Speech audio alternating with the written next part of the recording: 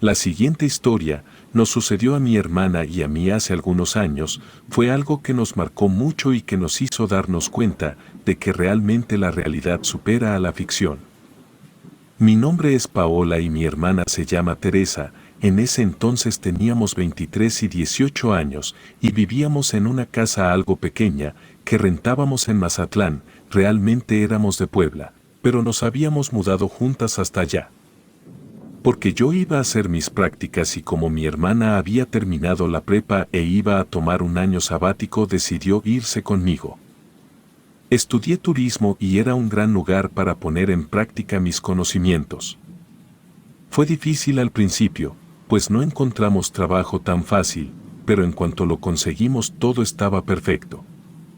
Yo iba por las mañanas a mis prácticas en un hotel en la zona dorada y en las tardes trabajaba en uno de los restaurantes de la playa. Mi hermana por otra parte solo iba a trabajar por las mañanas en un supermercado. La verdad, en esos tiempos, no nos pasaba por la cabeza nada paranormal. La casa era muy pequeña, pero tranquila, jamás habíamos sentido malas vibras o el aire pesado, nada pasaba ahí, pero el problema nunca fue la casa, fue algo más. Pasaron un par de meses y la verdad nos estaba yendo muy bien, a pesar de que extrañábamos nuestro lugar de origen. Mazatlán es un lugar muy bello y conocimos a muchas personas increíbles. Una de ellas era la dueña de un local, llamada Belén. Tenía un pequeño puesto al que regularmente íbamos a cenar, pues estaba cerca de la casa, vendía tacos y chorreadas. Nos comenzamos a llevar muy bien con ella, pues era muy amable y en cualquier cosa que necesitábamos siempre estaba para nosotras. En fin, una tarde-noche llegué a casa después de un largo día y me encontré con la sorpresa de que había un perro ahí. A mí me encantan los animales, pero esa vez no me emocioné, simplemente fue algo que no me esperaba. Le pregunté a mi hermana Teresa qué significaba eso y me dijo que lo sentía, pero que no había tenido otra opción más que adoptar al perrito. Me contó que había ido con la señora Belén a cenar un rato antes y que se dio cuenta de que tenía al perro amarrado a un árbol y cuando le preguntó por él. La señora Belén le dijo que se lo habían regalado a su esposo, pero que ella no lo quería, así que lo tenía ahí hasta que la perrera fuera por él. Mi hermana, que tiene un buen corazón, le dijo que por favor no dejara que se lo llevaran, porque en las perreras muchas veces sacrifican a los animales y eso era injusto. La señora Belén le dijo que entonces se lo llevara, porque ella no lo quería y que ya lo había ofrecido a otras personas y nada. A mi hermana le pareció extraño, pues el perro era un husky con los ojos azules muy profundos. Era negro con blanco y la verdad era bonito, ya estaba grande. Era un perro adulto y normalmente esos perros los venden y no tenía sentido que no lo quisieran ni regalado. Así que no tuvo opción y lo llevó a casa. Me dijo que se llamaba Tommy y que se quedaría con nosotras. Me quedé pensando en que era una pésima idea, pues era un perro grande y seguramente la dueña de la casa no estaría contenta, pero sabía que si decía que no a mi hermana se le rompería el corazón. Pero se me ocurrió que quizá podríamos intentar regalarlo para que tuviera una familia y nosotros no tuviéramos problemas.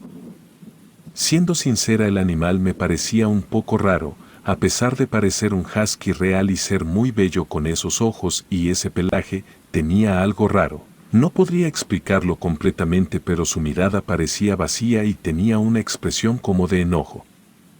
Pero bueno, solo era cuestión de resguardarlo unos cuantos días hasta que encontráramos otro dueño. Eso no lo sabía mi hermana, pero sabía que cuando sucediera lo entendería.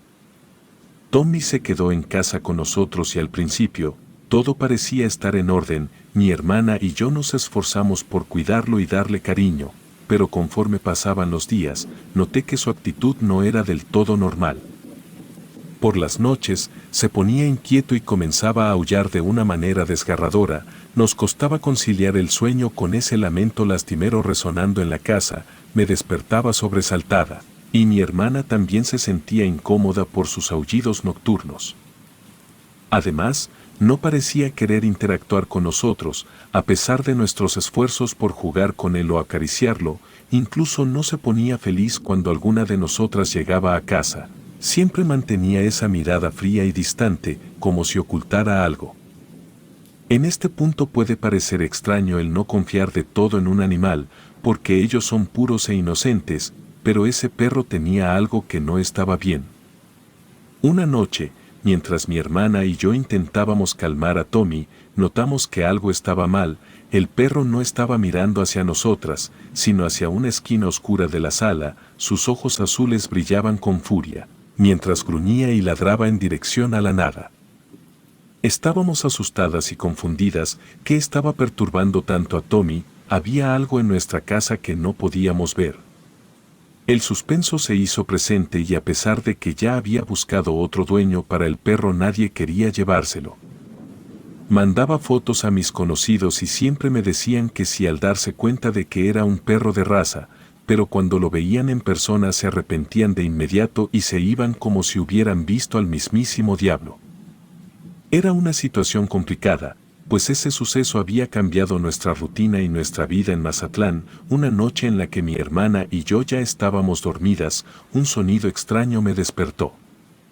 Me senté en la cama y traté de captar qué era ese sonido. Se escuchaba afuera de la casa, eran las patas de un animal corriendo. La curiosidad y el miedo me estaban matando, porque podría ser algo malo y debía cerciorarme de que no fuera así. Me levanté de la cama y busqué a Tommy por todos lados dentro de la casa y nada. Era imposible que se saliera, porque todo estaba completamente cerrado. Era como si hubiera desaparecido. Estaba confundida y asustada, pero pensé que quizá estaba bien escondido por ahí. Abrí la puerta de la casa y a primera instancia no vi nada. La casa estaba al lado de un terreno baldío y era de ahí de donde salían esos sonidos. Se escuchaba un animal correr muy rápido. Por un momento pensé que era Tommy, pero era algo imposible. La casa estaba completamente cerrada y yo había visto con mis propios ojos a Tommy antes de dormir. Decidí saber qué era lo que estaba haciendo ese ruido y me subí a una silla para ver sobre la barda que dividía la casa del terreno. Tuve mucho cuidado porque la barda tenía pedazos de botellas rotas, justamente para que nadie entrara, y cuando me asomé vi algo que me puso la piel de gallina. Era mi perro Tommy corriendo frenéticamente llevando un animal en el hocico. No alcanzaba a ver muy bien, porque todo estaba oscuro, pero parecía un gato o un tlacuache, hasta podría decir una gallina. Tommy corrió hasta un extremo del terreno baldío, así que tomé la silla y me fui hacia donde se había ido. Me subí y me asomé para ver si me daba cuenta de qué animal era. El perro estaba parado con el animal en el hocico aún, pero lo raro era que Tommy no había salido en todo el día y que nunca se escuchó el sonido del animal muerto agonizando, y además, por lo que vi no había ni una gota de sangre, pero unos momentos antes parecía que el perro estaba cazándolo. Tommy comenzó a devorar al animal sin piedad, pero de él no salía nada de sangre. Era como si estuviera seco, pero no olía a podrido ni nada. Me quedé en shock hasta que de pronto una voz muy grave y extraña que parecía salir del cielo comenzó a hablar, pero no se entendía qué decía. Eran alrededor de las 4 de la mañana y nada de lo que estaba pasando era normal. Me metí corriendo a la casa. La verdad no me importó dejar a Tommy afuera, solo quería estar a salvo. Me quedé pensando en que era imposible que el perro estuviera afuera y más aún en ese terreno, porque estaba completamente cerrado. Nadie podía entrar ahí y ni siquiera podía haber saltado porque con el vidrio se habría lastimado. La voz extraña que provenía desde el cielo, en medio de la noche, me tenía aterrorizada. No podía entender lo que decía, pero sabía que no era nada bueno. Mi hermana, que había sido despertada por todo el alboroto, salió de su habitación y se unió a mí en la sala. Tommy seguía afuera, devorando ese extraño animal sin dejar rastro de sangre. Le conté a Teresa lo que había pasado y primero se mostró un poco escéptica, pero después de buscar a Tommy dentro de la casa sin éxito me creyó. Juntas intentamos buscar una explicación lógica a esta pesadilla. Nos asomamos por la ventana, pero no había nada fuera de lo común. Todo estaba en silencio. Mi hermana Teresa me convenció de buscar al perro. Entonces abrimos la puerta para traer a Tommy de vuelta a la casa, pero cuando miramos al terreno baldío, Tommy ya no estaba ahí. El miedo estaba en mi mente por completo, no podíamos entender cómo el perro había desaparecido, nos aventuramos fuera de la casa, llamando su nombre en vano, pero no obtuvimos respuesta. Nuestros vecinos no parecían haber oído nada inusual. Regresamos a casa, aún atemorizadas y confundidas, el perro había desaparecido sin dejar rastro, al igual que el animal que había cazado. Pasamos una noche inquieta, tratando de entender lo que había ocurrido, no encontrábamos explicación para los sucesos paranormales que habíamos presenciado. A la mañana siguiente, al despertar, descubrimos que Tommy había amanecido dentro de la casa como si nada hubiera pasado. Eso, en vez de tranquilizarme, me hizo tener muchísimo más miedo.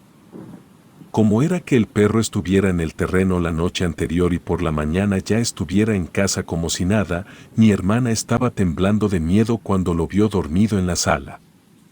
No sabíamos qué hacer. Aclaro que nosotros queremos mucho a los animales y hemos tenido perros desde que éramos niñas, es por eso que el comportamiento de Tommy nos parecía tan extraño y fuera de lugar. Pasaron los días y a pesar de que hacíamos todo lo posible porque lo adoptaran, simplemente no sucedía y había momentos en que se comportaba normal, pero otros en los que no mucho. Por ejemplo, a veces se quedaba viéndome fijamente, pero con los ojos llenos de odio, no con la inocencia de un animal. Mi hermana y yo estábamos desesperadas, teníamos miedo de que algo peor pasara y sí tuvimos razón. La mañana de un domingo estábamos en casa, pues ese día no trabajamos y ese día tampoco encontramos a Tommy por ningún lado de la casa, pero tratamos de pensar que seguro estaba escondido. Fuimos a la tienda para comprar algo de desayunar, pero algo nos dejó inmóviles. Tommy estaba afuera, en la calle y además de eso estaba comiendo algo. Nos acercamos con cuidado y lo que vimos nos asqueó y nos perturbó demasiado. Estaba comiendo a lo que parecía ser un gato muerto, pero ya en estado avanzado de putrefacción. Solo era la mitad del gato, pues ya se había comido la otra mitad. De pronto la vecina salió y al ver esa escena comenzó a llorar desconsoladamente, diciendo que ese era su gato, que unos días antes se había salido y no había vuelto. No supe qué decir, pero mi hermana le dijo a la vecina que lo sentía mucho, que nuestro perro de por sí era muy travieso. La vecina fue por una pala y se llevó al animal en descomposición, lo enterró y no nos dijo nada más. Miré a Tommy con coraje y le dije que se metiera a la casa, pero como no hacía caso, mi hermana y yo tuvimos que meterlo cargando entre las dos. Ya no desayunamos ese día, porque estábamos enojadas y asustadas. No entendíamos por dónde salía el perro, además tenía sentido que los perros no se llevaran con los gatos, pero comerse un gato en estado de descomposición ya era otro nivel. Yo ya estaba cansada, no estaba disfrutando el proceso de mis prácticas y mi hermana no estaba feliz en Mazatlán, pero no queríamos dejar solo a Tommy a su suerte, a pesar de todo era un animal, aunque el incidente con el gato muerto dejó claro que algo estaba seriamente mal con él, mi hermana y yo estábamos asustadas y frustradas. Sin saber qué hacer con esta situación, decidimos buscar ayuda. Contactamos a un veterinario local y le explicamos el extraño comportamiento de Tommy. Él nos recomendó llevarlo a su clínica para un examen más detenido y aunque era un husky adulto, pensamos que tal vez había algún problema médico que causaba su comportamiento anormal. El veterinario examinó a Tommy y realizó pruebas, pero no encontró ninguna afección médica aparente que pudiera explicar su conducta. Nos quedamos sin respuestas, pero el miedo continuaba. Los días pasaron y mientras seguía en nuestra casa, Tommy ocasionalmente mostraba momentos de calma y otros de extrema agresión. Empezamos a sentir que vivíamos en una constante tensión, sin saber qué esperar de nuestro propio perro. Entonces, una noche ocurrió algo que nos hizo temblar del miedo. Estábamos viendo la televisión en la sala, tratando de distraernos de todo lo que había sucedido, cuando Tommy comenzó a gruñir y aullar de manera incontrolable. De repente, la puerta de la sala se abrió violentamente, como si alguien la hubiera empujado con fuerza, las luces parpadearon y se apagaron, mi hermana y yo estábamos aterradas y Tommy seguía aullando. En medio de la oscuridad escuchamos pasos y risas que parecían provenir de ninguna parte. Sin pensarlo, salimos corriendo de la casa, dejando todo atrás incluyendo a Tommy. Nos resguardamos en una de las tiendas de la esquina y esperamos un buen rato hasta que se nos pasó el susto. Regresamos a casa y Tommy estaba acostado en el sillón muy asustado. Lo abracé y tratamos de calmarnos. Eran muchas cosas las que estaban pasando, pero no sabíamos qué hacer, así que decidimos ir a ver a doña Belén. Al otro día, ella era la señora del puesto de tacos, quien le había regalado a Tommy a mi hermana, para que nos explicara quién se lo había regalado a ella o qué estaba pasando. Cuando llegamos nos dejó totalmente sorprendidas el darnos cuenta de que el puesto estaba completamente vacío y su casa también había desaparecido por completo. En ese momento me di cuenta de que eso significaba que algo estaba mal. Cuando estábamos a punto de irnos, salió una señora de la casa de al lado y nos preguntó si buscábamos a doña Belén, a lo que nosotros asentimos, nos pidió que nos acercáramos y nos preguntó el motivo. Quizá necesitábamos desahogarnos, porque sin pensarlo le contamos todo lo que había pasado desde que doña Belén nos regaló a Tommy. Ella se quedó estupefacta y nos dijo que sabía perfectamente lo que estaba pasando. Nos invitó a pasar a su casa para contarnos. Entramos y comenzó a relatar que doña Belén le había contado que ese perro lo tenían desde que era muy pequeño, solo que nadie lo veía, porque estaba en su patio trasero. Le dijo que habían pasado algunos años con él y todo estaba perfecto, pero que de un día para otro el animal comenzó a comportarse de maneras extrañas, como si no fuera él. Los días pasaban muy lentos para doña Belén y para su hija, pues ya era insoportable convivir con el perro. Doña Belén no entendía qué estaba pasando, hasta que su hija no aguantó la presión y le confesó que junto con su mejor amiga, habían jugado con la ouija en una pijamada y que todo había salido mal, y por lo visto dejaron entrar a un espíritu que tomó el cuerpo del perro, quien estaba en la misma habitación, y desde ese día todo había sido muy complicado para la familia. Es por eso que dejaba amarrado al perro afuera de su casa, hasta que vio la oportunidad perfecta de deshacerse de él y después de eso se mudaron quién sabe a dónde.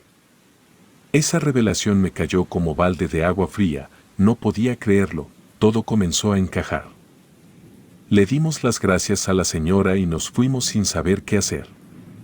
Cuando llegamos a casa platicamos sobre qué haríamos con esa situación y decidimos acudir a un padre, para que bendijera nuestra casa y por supuesto a Tommy.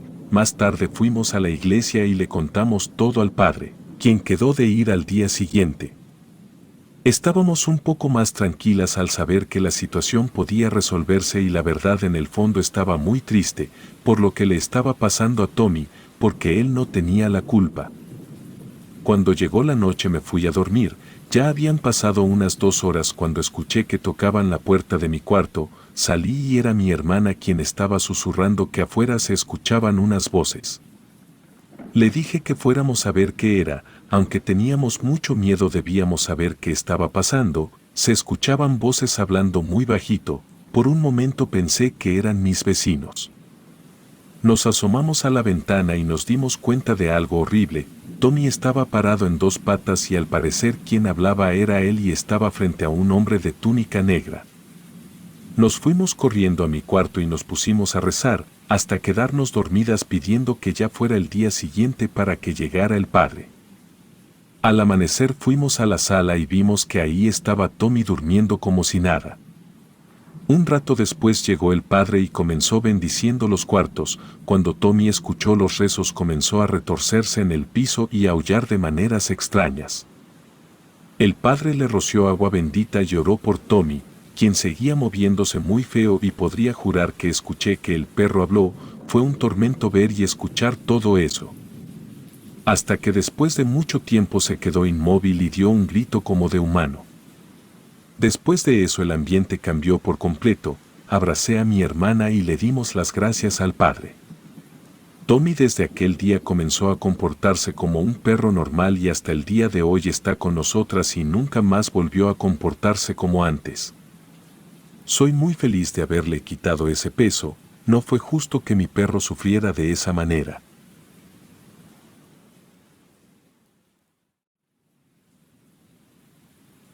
Yo formaba parte de un grupo de jóvenes que participaban activamente en la iglesia. Era un grupo al que había llegado por curiosidad. Me gustaba mucho ir a la iglesia desde niña, mis amigos más cercanos estaban ahí. También mis papás eran muy cercanos a la congregación.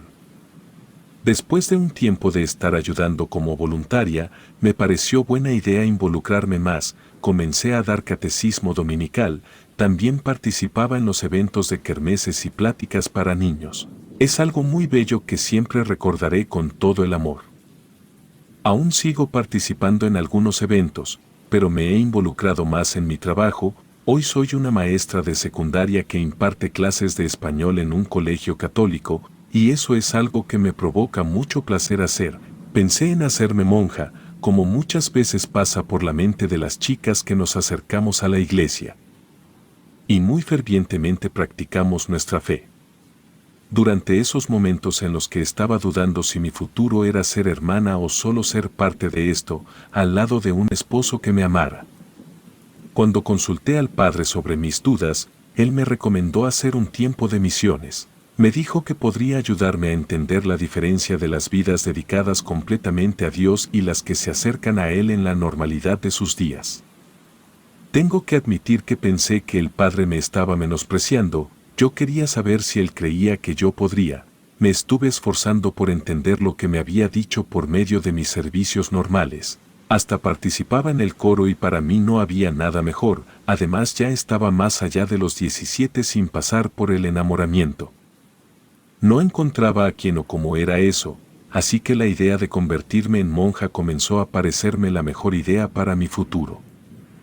Accedí a comenzar a hacer esos viajes para ayudar en los servicios de lugares donde hacía falta ayuda, principalmente eran comunidades pobres, muy alejadas de la ciudad. Muy convencida entré al grupo de misioneros. Comencé las actividades con ellos, era increíble el ambiente y también me divertía mucho, sentía que ese era mi llamado. La realidad resultaría en otra cosa, porque solo ante los grandes momentos es que uno se da cuenta de qué es lo que realmente quiere para sí mismo. Muy convencida, pedí formar parte de los misioneros que iban a zonas muy alejadas, específicamente a otros municipios. Era el más duro de los viajes, porque en esos lugares a veces faltaba el agua.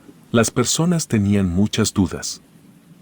El tiempo que pasabas ahí era para apoyar al sacerdote encargado y si tenías tiempo te daban tiempo de conocer el lugar. No diré a dónde fui, pues algunos que sepan sobre este lugar, inmediatamente lo pueden identificar y no quisiera que se hiciera mala fama, por lo que pasó ahí la primavera del año 2015. Sé que esas brigadas se realizan cada año, también sé que es una comunidad muy cerrada y no me gustaría provocar un problema, pues ese lugar es conocido como un punto importante, porque la fe parece estar en una batalla continua, por permanecer en los habitantes de la pequeña comunidad en medio de las montañas. Es un lugar al que es difícil llegar, tienes que tomar un autobús más aparte del que te deja en la central del centro del estado, para llegar todavía haces una hora más de camino. Después subes a pie por otra hora y cuando llegan anualmente las brigadas, se procura llevar donaciones recaudadas en la comunidad a la que sirven los misioneros. Llevamos algunas cobijas, juguetes, ropa abrigadora, entre otras cosas. Siempre permanecemos en la iglesia que, aunque pequeña, tiene algunas grandes salas en las que se pueden quedar los misioneros. Ahí se reparte una sala para mujeres y la otra para hombres, la luz se va seguido. Del internet puedo decir que es muy complicado usarlo. Siempre falla, además hay pocos lugares donde realmente toma señal el teléfono para hacer simples llamadas, es por eso que las misiones no son recomendadas para todos, ahí escasea todo. Estás aislado y es muy probable que no puedas hablar con nadie más que con tus compañeros de viaje. Pues incluso los lugareños mantienen la distancia por su naturaleza desconfiada. Pero no todo es malo, las personas, aunque calladas o distantes son muy amables, ellos invitan algunas comidas para presentarnos a la comunidad formalmente. El año que fui, se había fijado como el gran evento, El retiro espiritual de los jóvenes habitantes, nosotros íbamos a ser acompañantes en su proceso de oración, era mes de Cuaresma. A pesar de ser el mes de marzo hacía bastante frío, era difícil lavarse la cara o bañarse por lo helada que estaba el agua. Los cuartos también se sentían fríos, muchos de nosotros no estábamos acostumbrados a ese tipo de clima, así que también sufríamos un poco, porque el cuerpo permanecía adolorido mucho tiempo por estar temblando.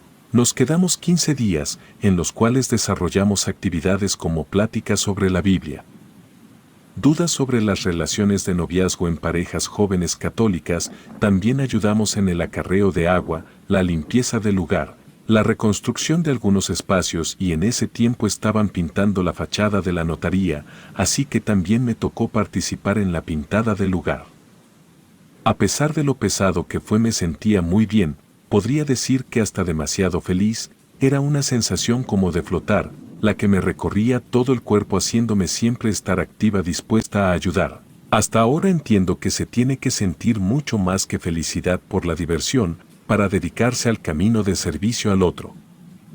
Ya estábamos por la recta final, era el último fin de semana en la comunidad, el cierre sería con el retiro espiritual de todos los jóvenes. Ahí asistió el padre y dos mujeres que realizaban trabajos constantes dentro de la notaría.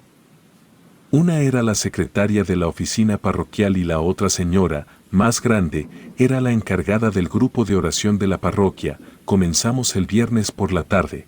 Después de asistir a misa recibimos a los chicos que iban a ser parte de la experiencia espiritual. El retiro consistía en permanecer 2 días alejados de amigos y familiares, dedicando todo el tiempo a la relección de las Escrituras, así como el acercamiento a la búsqueda de Dios en la relación con los demás. La primera noche las mujeres que pertenecíamos a el grupo de misioneros, recibimos a las chicas jóvenes a nuestro cuidado, los hombres a los chicos, seguimos el horario, nos dormimos temprano. Realizamos muy temprano la limpieza, así como el desayuno para ir a misa a las 8 de la mañana. Durante esa misa comenzamos a escuchar como pisadas dentro del templo.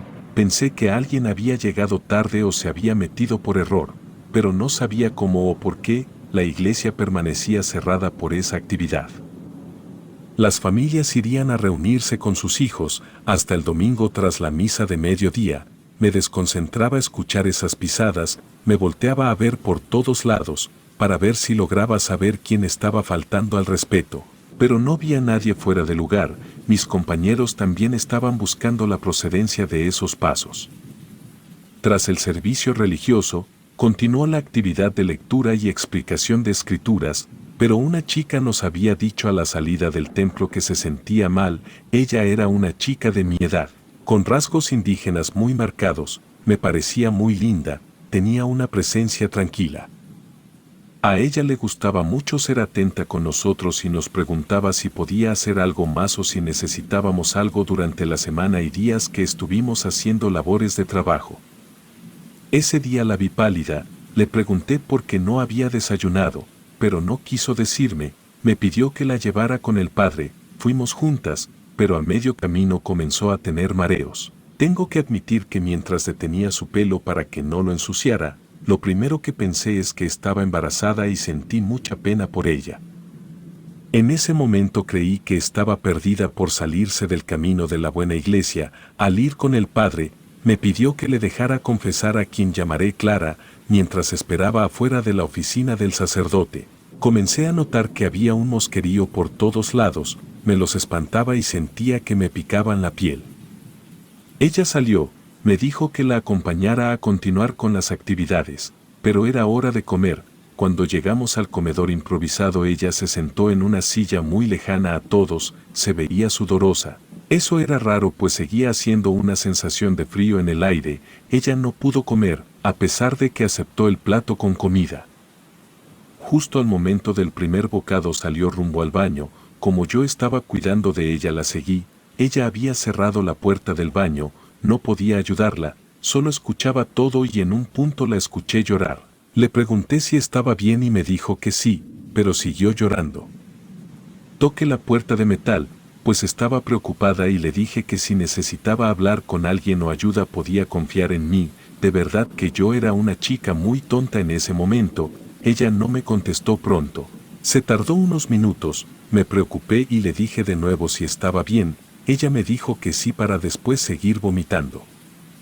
Mientras escuchaba el dolor que a ella se le escapaba en cada quejido, desde dentro parecía que estaban arañando la puerta. Me acerqué el oído a la puerta para averiguar qué era ese sonido, pero no estaba preparada para escuchar esos susurros provenientes de alguien que no era Clara. Eso sonaba como un hombre hablando muy bajo. Me alejé de la puerta pidiéndole a Clara que me dejara entrar. Ella abrió la puerta, sudaba tanto que le goteaba el sudor de la frente hasta la nariz y los pómulos, las ojeras se le habían acentuado, se veía muy enferma. Le pregunté si tenía algo en el estómago, pero me dijo que no, que a veces le pasaba que no podía comer por semanas. Me quedé sin palabras. ¿Cómo había podido sobrevivir así sin comer por semanas? Era obvio que teníamos que hacer algo para que fuera a un médico, al menos llevarla y regresarla a su casa para saber qué le pasaba. Estaba preguntándole sobre su familia, cuando me interrumpió el rechinido de los otros baños. Las puertas se habían movido lentamente haciendo rechinar los fierros. Ambas nos quedamos calladas. Ella hizo una cara que no puedo describir. Era como si un miedo extremo se apoderara de ella. Después cambió drásticamente, sonreía y se me erizó la piel. Esa sonrisa me hizo sentir que algo raro tenía, quizás alguna enfermedad mental. Clara, al darse cuenta de esa sonrisa, de nuevo hizo una cara de pánico y se tapó el rostro con las manos. Comencé a escuchar de nuevo los susurros, pero ahora se acompañaban de ligeros crujidos. Naturalmente miré a todos lados. Me pasé a revisar cada taza de baño, me regresé varias veces a la puerta y descarté que alguien más estuviera ahí.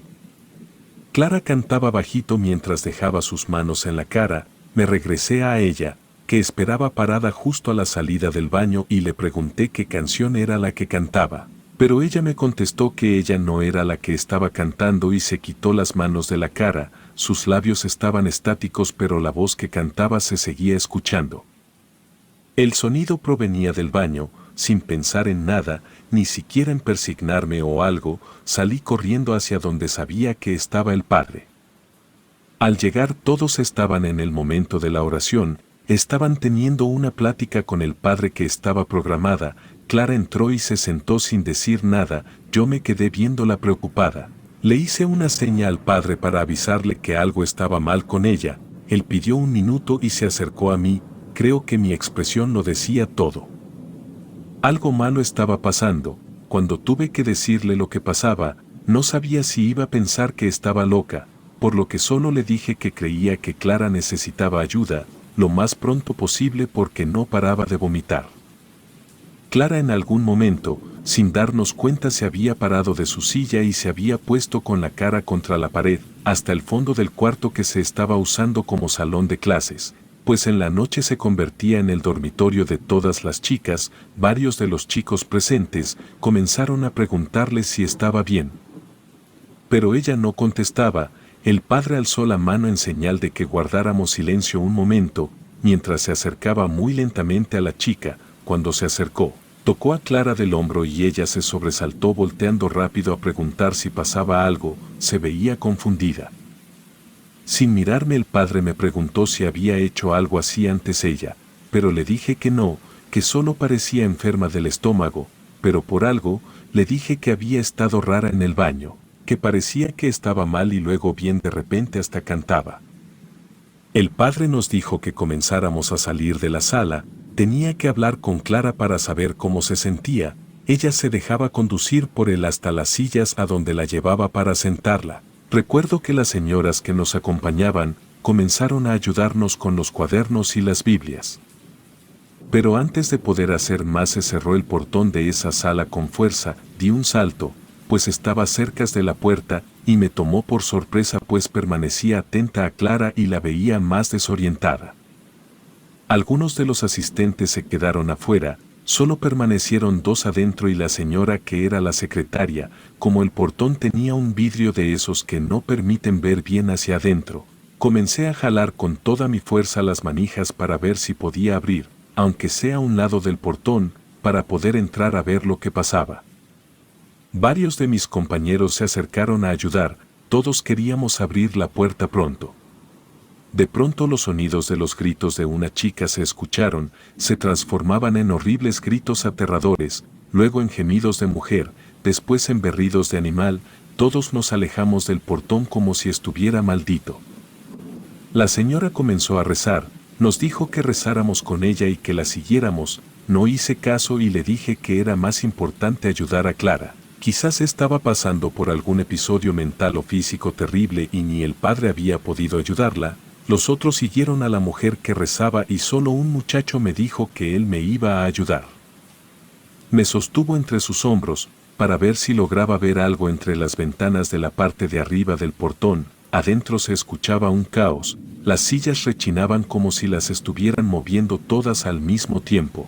Las oraciones salían también del interior de la sala. Un chico de los que se quedaron adentro gritaba y rogaba por auxilio. Miré a todos lados de la sala y fue cuando vi que el padre estaba sosteniendo a Clara, quien estaba tirada en el suelo moviéndose como loca, pateando y gritando. Las sillas a su alrededor rechinaban y se movían solas poco a poco mientras ella gritaba. El padre sostenía algo entre su mano y el pecho de Clara, que al fijarme bien me di cuenta que era una Biblia. Al parecer eso era por lo que Clara no se podía mover más, por eso pataleaba y gritaba. El chico que quería salir golpeaba la puerta, así que con la vibración me resbalé y caí sobre el muchacho que me estaba ayudando a ver lo que pasaba. Al caer no podía hablar, me temblaban los labios y me hormigueaban las manos. Sentía que la mirada de Clara se clavaba en mí, como si me estuviera viendo desde adentro de mi alma, aunque yo jamás la había visto bien directamente a los ojos. El chico que me había ayudado a subir, me preguntaba una y otra vez qué estaba pasando adentro. Yo estaba como ida, sentía que no podía dejar de alejarme de todo, como un eco escuchaba los sonidos de mi alrededor. Mis brazos y piernas no me respondían, por eso el chico me movió hasta que regresé un poco a mis sentidos. Desde afuera escuché el grito fuerte del padre invocando a Dios. Estaba orando por la liberación de Clara. Comencé a reaccionar, pero no podía creer lo que estaba pasando. Jamás en mi vida había creído que las posesiones realmente se seguían presentando. Pensé que era algo del pasado o que eran enfermedades no tratadas. Yo creía totalmente en la presencia de Dios, pero jamás creí en la del diablo. El chico que lloraba y pedía ayuda se desmayó. Lo vimos caer poco a poco desde ese vidrio opaco. Dentro, las oraciones se incrementaban. El padre, el muchacho y la señora que se quedaron con Clara oraban sin detenerse y afuera solo 5 compañeros acompañaban a la secretaria. Estaban hincados orando con los ojos cerrados. De los demás asistentes no vi a nadie. Quizás habían corrido a la iglesia o fuera de aquí, porque no habían podido soportar el escuchar los gritos o imaginar lo que estaba pasando a puertas cerradas con la pobre Clara. El chico que me había cargado me dijo que lo que estaba pasando adentro era un crimen. Se escuchaba como si estuvieran torturando a Clara. Le dije que pensara realmente lo que estaba pasando, que era imposible que aún no supiera en presencia de quien estábamos. Un aullido interrumpió lo que decía. A lo lejos un perro negro aullaba con fuerza a unos metros de la entrada del terreno de la iglesia. A pesar de la distancia, sus ojos resplandecían de un color amarillo antinatural. La tarde estaba cayendo. Sentí miedo de la noche, de la oscuridad, porque no sabía cómo enfrentar a ese mal, al mismísimo mal en persona. En ese momento olvidé mi formación, mi experiencia en la iglesia y hasta mi fe. Así me di cuenta que lo que yo estaba buscando era compañía, no permanecer en el camino de Dios. Ahí me di cuenta que no creía realmente en Dios y comencé a llorar por el miedo. El joven que creía que estaban lastimando a una enferma, pateaba y gritaba sin parar a la puerta, exigía que la abrieran. Los demás oraban y el padre no paraba en su trabajo de desalojo. En medio de la oscuridad de mi alma sentí que los últimos rayos del sol estaban cayendo. Corrí con la intención de huir también, pero me sorprendí al darme cuenta que mi cuerpo estaba haciendo otra cosa. Fui a prender todas las luces disponibles. Corrí hasta la sacristía y traje todas las veladoras y cirios que encontré. Una a una las fui prendiendo, poniéndolas en las manos de los que rezaban. Me quedé con una dudando, pues no sabía si realmente podía ayudar. Desde fuera no veía nada, pero sabía la lucha que se estaba dando lugar a puertas cerradas. En ese momento creo que encontré por fin mi fe. A pesar de lo asustada que estaba, me puse a orar junto con los demás. Y no sé por cuánto tiempo seguimos en oración. El frío era fuerte, pero varios no se movían de su posición. A la mañana siguiente había varios tirados afuera, estaban dormidos o desmayados, no lo supe jamás. La señora se levantó de pronto, era la única que había permanecido orando todo el tiempo. Yo en algún momento comencé a llorar, porque escuchaba como si varias voces se desprendieran al mismo tiempo de la garganta de Clara. Tras levantarse la secretaria del lugar donde permaneció hincada, se sacudió la falda y se arregló un poco la ropa, fue directo a la puerta y sin nada de dificultad, pudo abrir ambas partes dejando libre el paso. El chico estaba desmayado y los ayudantes del padre se abrazaban mutuamente. El padre estaba sentado en el suelo cuidando el sueño de Clara. Ella se veía tranquila pero su cuerpo estaba lleno de arañazos y cicatrices, le vi los dedos ensangrentados, también el cemento del piso. Creo que se arrancó las uñas peleando. El padre me indicó que fuera hacia él, con miedo le dije que no, jamás voy a olvidar que me sonrió en ese momento, luego me pidió que llamara a Carlos, quien entró corriendo al llamado. Ese chico había pasado toda la noche orando y fue el único que permaneció en la congregación después de eso. En mi caso dejé de asistir a misa, me alejé de todo, comencé mi propia lucha por mi salvación, el miedo me perseguía y sentía que iba a terminar igual que Clara y vivía aterrada más de 6 meses. Afortunadamente una chica del coro me apoyó, terminé contándole todo al padre de la parroquia en la que antes asistía y él me ayudó mucho. Por eso hoy regresé a mi fe, aunque jamás podría ayudar a alguien a recuperar la suya, viví lo pero que pude haber vivido, para saber que jamás tendría la fuerza de Clara, de Carlos, de las señoras que ayudaron o del padre de ese pueblo, es más ni siquiera del párroco de mi iglesia.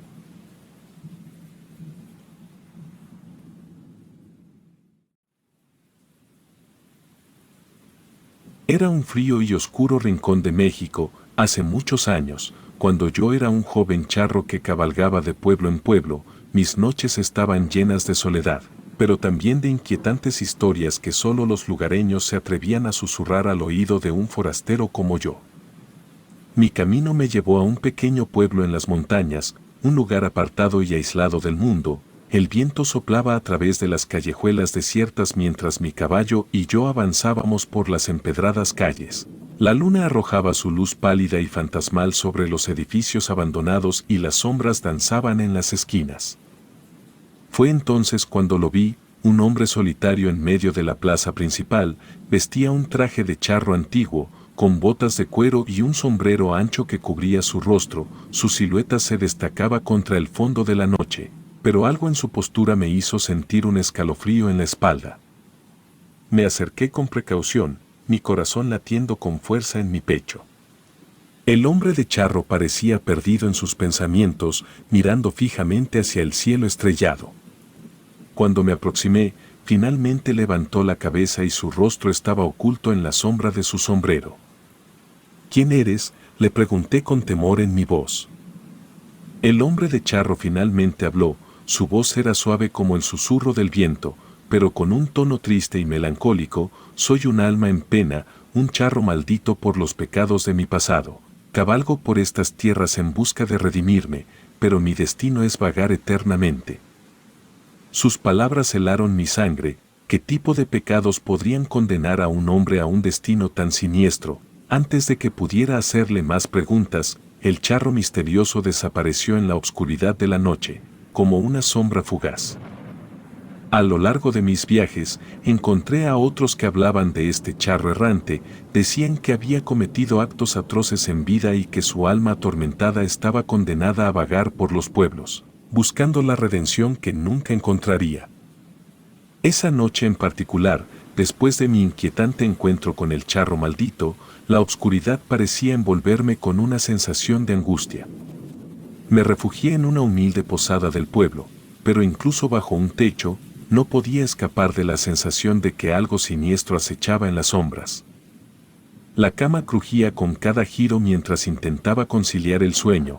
pero el recuerdo del charro atormentado seguía persiguiéndome, las palabras enigmáticas del hombre resonaban en mi mente como un eco incesante. Cerré los ojos, pero en mi mente, lo vi de nuevo, el sombrero, las botas y la tristeza en su mirada oculta. Finalmente, desistí de intentar dormir y me levanté de la cama, decidí dar un paseo por el pueblo en la esperanza de liberar mi mente de aquellos pensamientos perturbadores, pero a medida que caminaba por las calles desiertas, sentí como si alguien me observaba, como si el charro maldito me acechara en la oscuridad. Mis pasos me llevaron de vuelta a la plaza principal, el lugar donde lo había visto por primera vez. La luna seguía iluminando el pueblo en silencio y una sensación de inquietud se apoderó de mí. ¿Podría ser posible que lo encontrara de nuevo? ¿Podría ser que él, el charro maldito, también vagara en busca de algo? Mis temores se hicieron realidad cuando de entre las sombras, el charro apareció una vez más. Su figura era tan imponente como la noche misma, pero esta vez, su sombrero se alzó un poco, revelando un atisbo de su rostro. Sus ojos, llenos de tristeza y condena, me miraron con intensidad. ¿Por qué me persigues?, le pregunté, apenas capaz de articular las palabras. El charro maldito suspiró y su voz, igual de melancólica que antes resonó en la plaza: no te persigo, forastero. Pero el destino nos ha unido esta noche. Soy una sombra de mi antiguo yo, un hombre que cometió atrocidades y ahora busca redimirse. No sé si alguna vez encontraré la paz que busco. El miedo que sentía se mezcló con la compasión mientras escuchaba su historia. Era un ser atormentado por sus pecados pasados, condenado a vagar en busca de redención. ¿Era posible que yo, un simple charro errante, pudiera ayudar a liberar su alma de su eterno tormento? Mi encuentro con el charro maldito había cambiado mi vida para siempre. Desde entonces, mi camino se tornó una búsqueda de respuestas, un intento de ayudar a aquel espíritu errante a encontrar la redención que tanto ansiaba, y mientras continuaba mi viaje por pueblos y caminos, sabía que la sombra del charro maldito nunca me abandonaría. La fama del charro maldito se extendió rápidamente a medida que viajaba de pueblo en pueblo. La gente susurraba advertencias a mi paso, advirtiéndome de los peligros de cabalgar de noche, afirmando que el propósito del charro probablemente era apropiarse de mi alma, a pesar de las advertencias. No podía apartar de mi mente la idea de ayudar al espíritu atormentado, de ser la persona que podría poner fin a su sufrimiento eterno. Cada noche, cuando el sol se ocultaba bajo el horizonte y la oscuridad se apoderaba de los paisajes, una lucha interna se libraba en mi corazón. ¿Debería enfrentar al charro maldito una vez más o seguir las advertencias de los lugareños? La curiosidad y la compasión seguían siendo más fuertes que el miedo. En un pequeño pueblo aislado, donde la creencia en lo sobrenatural era especialmente fuerte, me encontré con un anciano sabio. Él escuchó mi historia y me miró con seriedad. «Hijo mío», dijo, «has cruzado el umbral entre el mundo de los vivos y el de los muertos. El charro maldito no busca apoderarse de tu alma, pero su presencia atrae las almas atormentadas y los espíritus oscuros».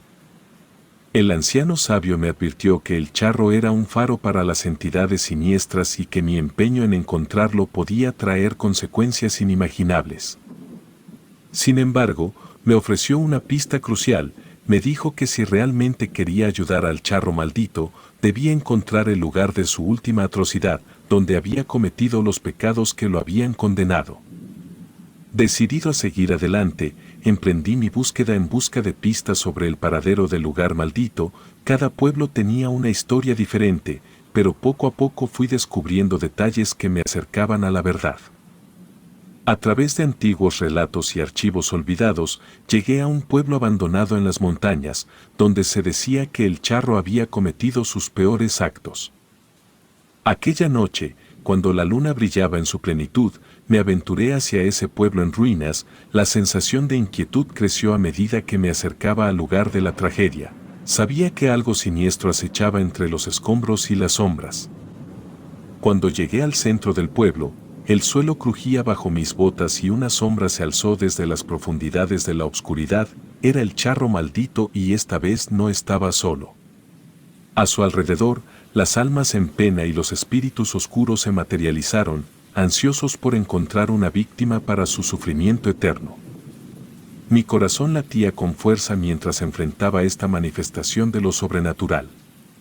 Sabía que mi compasión y determinación se habían convertido en una trampa y que debía encontrar una forma de liberar al charro y poner fin a esta pesadilla. La mañana siguiente a mi enfrentamiento con el charro maldito, me levanté con el corazón pesado y la sensación de que el mundo a mi alrededor se había vuelto más oscuro. Cuando salí de la posada, la vista que me recibió me dejó atónito. Mi fiel caballo, compañero leal en mi viaje, yacía inerte en el suelo, rodeado por un grupo de aldeanos aterrados. Mi corazón se encogió al ver a mi leal compañero en ese estado y los aldeanos me miraron con temor en sus ojos y uno de ellos habló con voz temblorosa. «Es el charro maldito, forastero», dijo.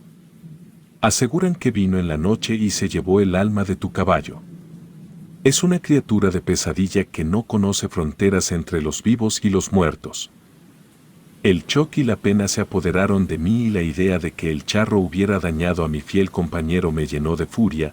Determiné que debía enfrentarlo nuevamente, no solo por mi propia curiosidad y compasión, sino también por venganza por lo que había hecho. Reuní a los aldeanos y les pedí más detalles sobre el paradero del charro. Aunque estaban renuentes, finalmente revelaron que había sido visto por última vez en las montañas cercanas, cerca de una cueva que se decía que era su refugio. Cargando un pesado corazón y un deseo inquebrantable de encontrar respuestas, me dirigí hacia la cueva. El interior de la cueva era un laberinto de pasadizos oscuros y estalactitas colgantes. A medida que avanzaba, el aire se volvía frío y húmedo y un susurro inquietante llenaba el ambiente. Finalmente, encontré al charro maldito en lo profundo de la cueva, de pie junto a un altar rudimentario. Con una mezcla de ira y tristeza, lo confronté y le pregunté por qué había herido a mi caballo. El charro maldito bajó la cabeza y con una voz cargada de dolor, confesó que el alma de mi caballo era una de las muchas que había tomado a lo largo de los años para aliviar su propio tormento. «Lo siento, forastero», dijo, «mi desesperación me hizo egoísta y solo veía en las almas de los demás una vía de escape para mi propia condena». Estaba claro que su destino era una maldición, una eterna búsqueda de redención que lo había llevado a cometer actos atroces. La conversación con el charro maldito fue tensa pero necesaria y aunque habíamos llegado a un acuerdo para encontrar una solución a su condena, su desesperación lo empujó a intentar huir de la cueva en un momento de distracción. El laberinto de pasadizos que parecía tener un principio y un fin, ahora se había convertido en un inescapable enigma. A medida que avanzábamos, los pasadizos se retorcían como si la cueva misma cambiara para evitar que escapara. Las paredes parecían estar vivas y los sonidos que emitían, semejantes a susurros siniestros, aumentaban mi inquietud. El charro intentó guiar, pero pronto me di cuenta de que estaba perdido en el corazón de la montaña. Pasaron horas, quizás incluso días, mientras vagaba en aquel laberinto. El tiempo se volvió una entidad abstracta y nuestros sentidos comenzaron a desorientarse. Las sombras danzaban en las paredes de la cueva y el eco de nuestros pasos resonaba como una risa burlona en los pasadizos sin fin. La desesperación se apoderó de mí, no había salida aparente y la claustrofobia se mezclaba con el temor de ser atrapado por la eternidad en este lugar maldito. La relación entre el charro y yo pasó de ser de miedo y hostilidad a una extraña camaradería, ya que compartíamos un destino común en este oscuro rincón del mundo. Finalmente, en un pasadizo estrecho y asfixiante, encontré una inscripción en la pared que parecía ofrecer una vaga esperanza: «La redención está en el perdón». No sabía si era una pista para salir del laberinto o una respuesta a la búsqueda de redimir al charro maldito. Decidí intentar perdonar al charro por sus pecados pasados y pedirle que nos ayudara a encontrar la salida. Era una última apuesta, una rendición de nuestra propia obstinación y un acto de misericordia. El charro parecía abrumado por el perdón que le ofrecí y aceptó nuestra propuesta. Con un gesto de su sombrero, como si invocara un poder oculto, los pasadizos de la cueva empezaron a cambiar nuevamente y esta vez parecían guiarnos hacia la salida en lugar de alejarnos de ella. El charro maldito, al igual que yo, había perdido toda esperanza, sus intentos de encontrar una salida se habían vuelto infructuosos y la obscuridad de la cueva parecía haberse apoderado de su espíritu. Juntos, deambulamos por el laberinto sin fin, luché contra el agotamiento y la falta de alimento y agua. Los días se desvanecieron en noches interminables y las noches en días sin sol, los límites entre el tiempo y la realidad se desdibujaron y la cueva se convirtió en un verdadero infierno. Los susurros en las sombras se intensificaron, como si la cueva misma estuviera tratando de comunicarse con nosotros o tal vez nos estaba volviendo locos. A medida que pasaba el tiempo, la relación entre el charro y yo se volvía aún más extraña. Las palabras se volvieron innecesarias y compartíamos una especie de conexión silenciosa. Él se convirtió en mi única compañía en este oscuro reino subterráneo y juntos enfrentamos los horrores que nos acechaban. Finalmente, en uno de los pasadizos más angostos y oscuros, encontramos una cámara subterránea que parecía ser el corazón de la maldición de la cueva. En el centro de la cámara había un altar antiguo y sobre él se encontraba un cráneo humano, rodeado de velas. Las llamas parpadeaban en el aire espeso y se oían susurros inquietantes. Era evidente que la clave para poner fin a nuestra condena debía estar en esta cámara. Después de investigar minuciosamente, encontramos una inscripción en una de las paredes que decía: "El sacrificio de una alma atormentada desatará la maldición". Mientras leía esas palabras, el charro maldito entendió lo que debía hacer. Con una mirada de determinación, se acercó al altar y pronunció un antiguo conjuro en un lenguaje que ni él ni yo entendíamos. De repente, un viento gélido recorrió la cámara y las velas se apagaron, sumiéndonos en la oscuridad absoluta.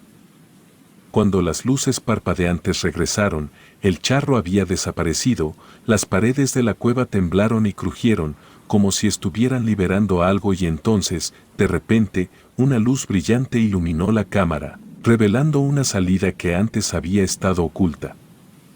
La maldición de la cueva parecía haberse disipado y aunque el charro maldito se había sacrificado para lograrlo, finalmente habíamos encontrado la libertad.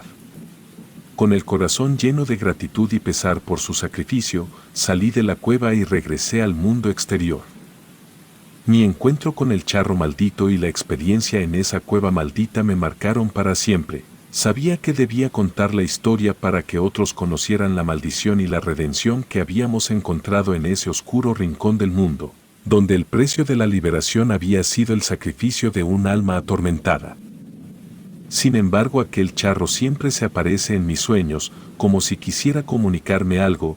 Además, con el paso de los años era imposible olvidar aquella cueva sin rumbo ni salida. Inclusive algunas veces sentía que volvía a estar en ese lugar, así que si en algún momento se cruzan con aquellas cuevas, aléjense lo más pronto posible del lugar.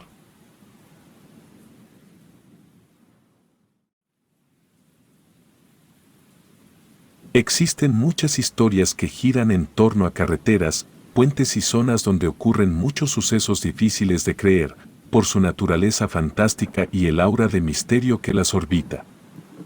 En el norte del país, colindando con la California de los Estados Unidos y la Baja California mexicana, existe una ruta perteneciente a la localidad de La Rumorosa, la cual con el paso del tiempo se ha vuelto una zona turística, por el sitio arqueológico protegido por el Instituto Nacional de Antropología e Historia. El INAH, debido a los descubrimientos de pinturas rupestres entre las que se encuentran el diablito y el hombre enraizado. Durante muchos años, probablemente desde mucho antes de que se trazara aquella ruta, se han contado diversas historias.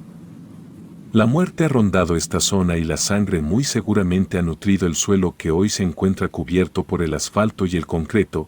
También las desapariciones han sido una constante a lo largo de la historia. Los accidentes también son frecuentes y con ellos se ciñe una tristeza incontable sobre el camino. Hace mucho tiempo, nadie sabe exactamente cuándo sucedió el penoso caso de Don Esteban, un trailero con rumbo a Mexicali para conocer a su hijo recién nacido. quien pasó a protagonizar algunas de las historias más escalofriantes que se cuentan sobre aquella ruta. Esteban era un conductor experimentado, había recorrido la mayoría de las rutas del norte y centro del país, desde muy joven había aprendido a manejar, no se sabe con precisión en dónde nació, pero solía contar que venía de un pueblo muy pobre donde no había nada de que echar mano. Por lo que alguna vez contó entre sus compañeros y amistades de oficio, su padre era una figura muy ausente, dedicaba su día a beber en una cantina local en donde se gastaba el poco dinero que ganaba, como ayudante de un mecánico de la zona que era amigo suyo. No contento con no estar al pendiente, solía maltratar a su madre y a sus hermanos, quienes vivían aterrados por el temor que influía su padre para ellos. No asistió a la escuela, al menos no lo suficiente para terminar la primaria, ya que para su padre no tenía ningún valor ir a perder el tiempo para aprender a leer y escribir, ya que para él, antes de aprender a sujetar un lápiz debía aprender a tomar una herramienta que sí le dejara dinero y provecho, a pesar de aquellas ideas de su progenitor. Su madre insistió en que al menos fuera a la primaria el tiempo suficiente para que aprendiera lo básico, leer, escribir y hacer sumas y restas. En palabras de don Esteban, era muy cabeza dura, ya que no le prestaba mucha atención a la maestra que impartía desde kinder hasta secundaria en el mismo salón. Había pocos alumnos y nadie parecía estar realmente interesado en la educación de los más jóvenes, así que solo tenían a un docente en todo el pueblo, que se encargaba de impartir todo el conocimiento de la educación básica. Por las tardes solía alcanzar a su padre en el taller para aprender a reparar autos, cambiar llantas y hacer cualquier trabajo de mantenimiento. El trabajar con metales y aceite le parecía más entretenido que tener que hacer planillas de figuras y dibujos para mejorar su caligrafía, y escuchar la forma tan vulgar con la que se expresaban los mayores le resultaba más fascinante y útil que tomar algún libro de lectura. De modo que solo acudió a los primeros grados de la primaria con muy malas condiciones y pasando prácticamente de panzazo por la infinita bondad de su maestra, pero, a pesar de que como estudiante no destacaba ni brillaba, aprendió a leer y escribir, con muy mala ortografía y una pésima letra, pero podía entender lo que decían los carteles y etiquetas que rondaban por el taller.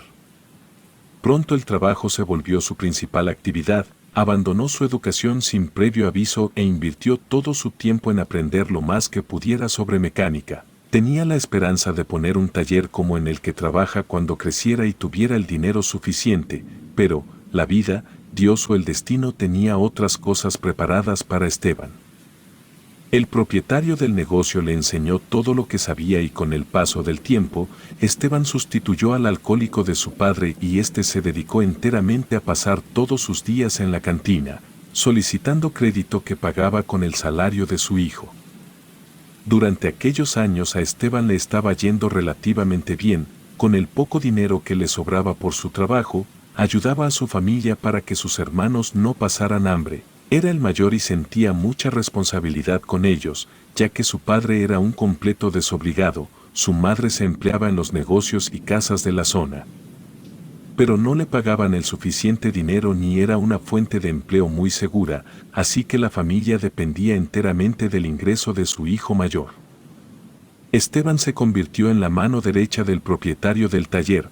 Cuando tendría alrededor de 14 años, aprendió a manejar y aprovechaba a aprender a manejar distinto tipo de vehículos con los autos de los clientes, quienes solían dejarlos para que les realizaran distintas pruebas y reparaciones. Pero sus planes cambiaron cuando le notificaron que su padre había fallecido en la cantina donde solía estar, al parecer de cirrosis hepática. Con la muerte de su padre el ingreso familiar les alcanzaba más, pero también la pérdida golpeó nuevamente a Esteban.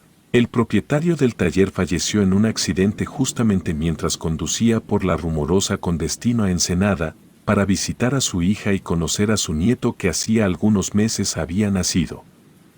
Con el deceso de quien fue su maestro y hasta cierto punto figura paterna, Esteban no pudo seguir trabajando de mecánico ni adquirir las herramientas del mismo, ya que la familia del difunto optó por cerrar el taller y vender todo lo que tenía para costear los gastos funerales.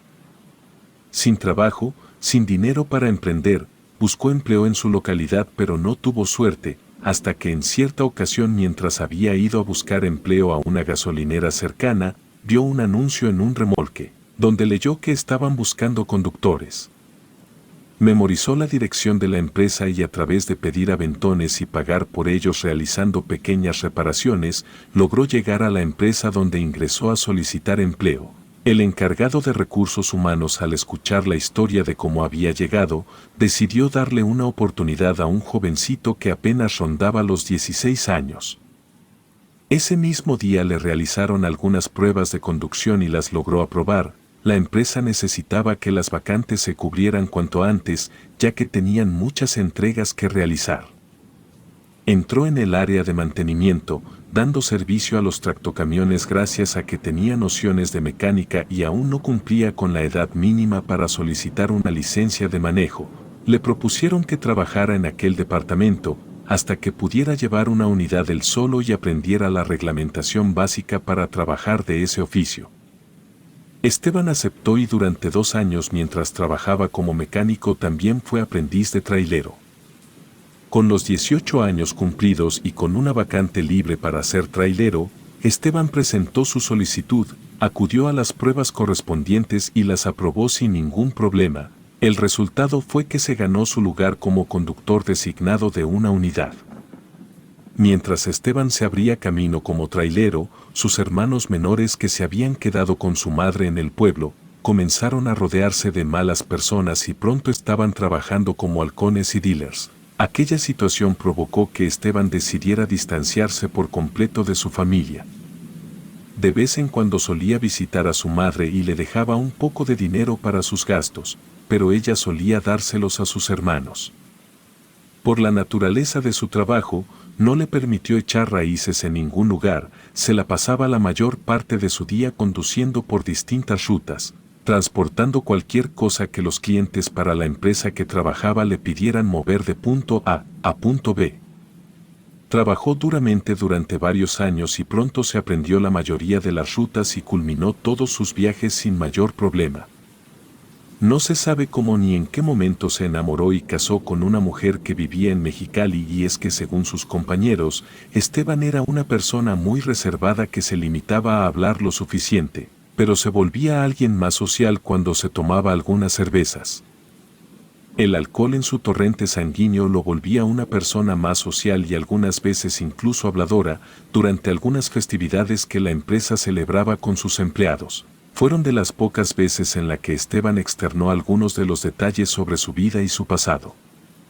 El punto es que a pesar de haber contraído matrimonio con una mujer originaria de Mexicali, Esteban no solía frecuentar mucho aquellos rumbos. La mayoría de sus rutas las tenía en los estados de Nuevo León, Sonora, Durango, Tamaulipas y San Luis Potosí. Conducía incluso durante sus vacaciones y solo frecuentaba los estados del noroeste del país, cuando surgía un trabajo por aquella zona y ningún otro conductor estaba disponible para cubrirla. El hecho es que previo a su misteriosa muerte, habían estado surgiendo bastante demanda para los estados de la California mexicana y la mayoría de los traileros desconocían muchas de las rutas que conducían a aquellos destinos. Esteban fue el principal encargado de completar aquellos trabajos, trabajaba de manera incesante y nadie podía entender a qué se debía su alta resistencia a pasar horas ininterrumpidas conduciendo, más aún con tan pocas horas de sueño al día. Todos esperaban a que en algún punto Esteban colapsara por el exceso de trabajo al que se sometía. Algunos otros trabajadores afirmaban que seguramente recurría a narcóticos para poder mantener ese ritmo de trabajo, pero nunca se confirmó o desmintió aquellos rumores sobre Esteban. Como fuera, ni a la empresa camionera para la que trabaja Esteban le interesaba saber el secreto detrás de tan alto rendimiento y mucho menos a los clientes, quienes estaban encantados con que sus materiales y pedidos llegaran hasta aquella región. El clima tan severo que caracteriza a la mayoría de los estados del norte de México, a veces les jugaba en contra a cualquier trailero por más experimentado que éste fuera. Muchos compañeros de labor de Esteban tuvieron algunos percances y accidentes en algunas rutas.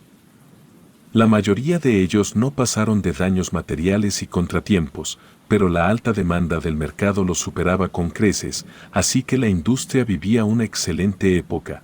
Los conductores eran bien recompensados económicamente, aunque el precio para todos era estar lejos y ausente de sus seres queridos la mayor parte del año. La mayoría de personas que trabajan en este rubro suelen perderse cumpleaños, reuniones familiares o con amigos, los nacimientos de sus hijos, sus primeros pasos o sus primeras palabras. Aún con todo esto consideraban que el trabajo que realizaban era de suma importancia, ya que ellos eran quienes transportaban la maquinaria para los hospitales, escuelas y edificios, y también lo hacían con materiales de construcción o materias primas para los alimentos, de modo que sentían una gran responsabilidad, no solo con la empresa sino también con las personas que se beneficiaban, directa o indirectamente, de su labor. Tras un año sumamente fuerte, donde la empresa había ganado bastante dinero y comenzaba a renovar su flotilla de trailers, Esteban fue llamado durante las fiestas decembrinas de fin de año, para que tomara un trabajo que había surgido en calidad de urgencia para Nuevo León. Esteban aceptó la encomienda, aún siendo sabedor de que su hijo nacería en los próximos 2 primeros meses del nuevo año. De hecho, había solicitado sus vacaciones que había acumulado a lo largo de su paso por la empresa como conductor, pero, al no contar con nadie tan eficiente como él, por la renovación de trailers los cuales no habían sido entregados en su totalidad y por la temporada habían aprovechado para vender parte de los antiguos, era de los pocos traileros confiables que podría realizar aquella ruta. Solo tendría que trabajar unos días para entregar los materiales que solicitaban con urgencia y después de eso, podría disfrutar de sus vacaciones en paz y le pagarían un extra por la llamada tan repentina. Esteban aceptó el trabajo y se despidió de su esposa para realizar dicho viaje. Tal y como acordaron, Esteban realizó todo el trayecto a pesar de la situación climatológica y la temporada donde eran comunes cientos de accidentes vehiculares por el exceso de velocidad y el abuso del alcohol. Arribó a Monterrey hasta el almacén donde le fue indicado dejar el remolque. Cuando éste llegó al centro de distribución, la encargada de embarques le pidió que acudiera al área de recursos humanos, ya que al parecer habían estado intentando contactarlo desde Mexicali. Esteban acudió de inmediato con la encargada del departamento, donde le fue informado que su esposa había estado intentando contactarlo desde hace alrededor de 12 horas, ya que al parecer el embarazo se había complicado y ésta necesitaba acudir al hospital. Esteban se puso en contacto con la familia de su esposa y ahí se enteró de que durante su ausencia, el embarazo había comenzado a marchar mal. La embarazada comenzó a sentir molestias, dolores y sangrados repentinos como si de un aborto se tratara. El parto estaba programado para dentro de 2 meses, por lo que la vida de su hijo o hija estaba en riesgo y con ella también la de su madre. Durante la llamada le informaron que su esposa estaba esperándolo.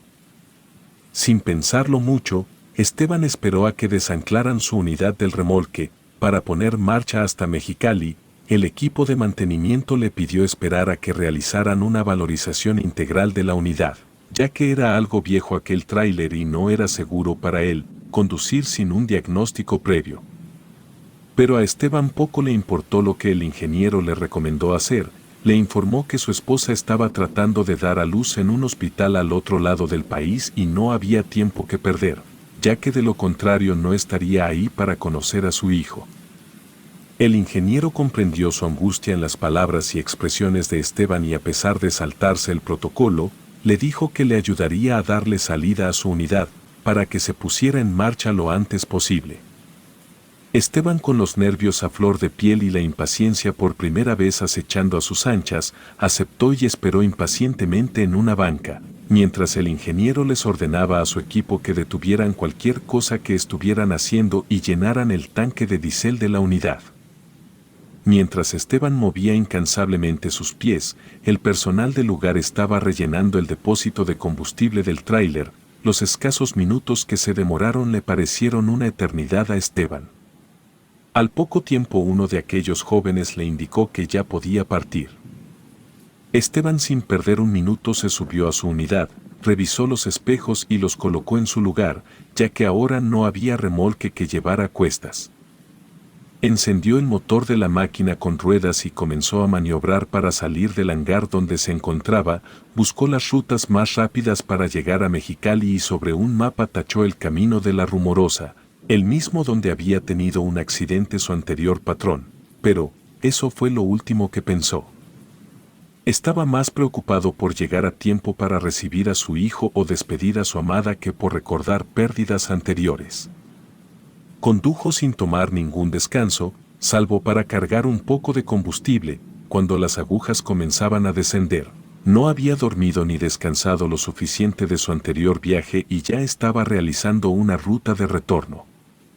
Logró conducir sin mayor problema y sin muestras de cansancio, durante prácticamente todo su trayecto, atravesó Coahuila, Chihuahua, Sonora y cuando entró a Baja California le tocó tomar la famosa ruta de la Rumorosa. Pero, cuando se encontraba a la mitad del camino, el tráiler que conducía comenzó a presentar algunas fallas mecánicas, su vehículo tenía problemas de sobrecalentamiento, los cuales lo obligaron a salir del camino y revisar por sí mismo la falla. Bajó de su camión y abrió el cofre del tráiler, el cual ardía y quemaba al tacto, echaba humo y el aspecto y olor no eran muy alentadores. Cuando la temperatura se redujo lo suficiente comenzó a inspeccionarlo, pero necesitaba algunas herramientas para poder ubicar rápidamente la falla. Sin embargo, para su sorpresa había dejado la caja de herramientas del tráiler en Nuevo León, ya que durante la inspección suelen revisar toda la unidad y al finalizar volver a cargarlas, pero, como había salido deprisa del centro de distribución, estas no habían sido devueltas a su lugar. Como pudo intentó inspeccionar el motor y diagnosticar el resto de componentes, pero no podía hacer gran cosa realmente. Mientras sucedía esto comenzaba a perder la calma y el mejor que nadie sabía que bajo ese estado poco podría solucionar. No tenía ninguna forma de avisarle a alguien que su unidad se había quedado parada en mitad de la nada. Las temperaturas invernales igual eran otro factor a considerar, ya que gran parte de la carretera estaba cubierta por una capa de hielo. No había muchas unidades transitando en ningún sentido sobre la ruta. Durante gran parte de su recorrido, aquella ausencia de vehículos le había resultado favorable, ya que podía conducir a mayor velocidad sin tanto problema, pero ahora que se encontraba varado, le resultaba inconveniente. El frío lo obligó a entrar a la cabina de conducción del tráiler, mientras esperaba a que alguna persona pasara por el lugar y le diera un aventón, pero ninguno de los pocos vehículos que pasó por el lugar se detuvo a ver si necesitaba algo. Esperó un par de horas, pero la situación fue la misma. Nadie se detenía a brindarle ayuda y mucho menos se ofrecían a llevarlo hasta la ciudad o poblado más cercano. Con cada minuto que pasaba la desesperación aumentaba y la incertidumbre y duda sobre el estado de su esposa o hijo se acrecentaba. No sabía que podría llegar a tiempo para recibir en brazos a su esposa e hijo o llegaría para gestionar el deceso de uno de ellos o peor aún de los dos. A pesar del inclemente clima, Esteban se volvió al tráiler, buscó toda la ropa que llevaba consigo y se vistió para intentar hacer frente al frío y puso marcha a pie hasta su lugar de destino.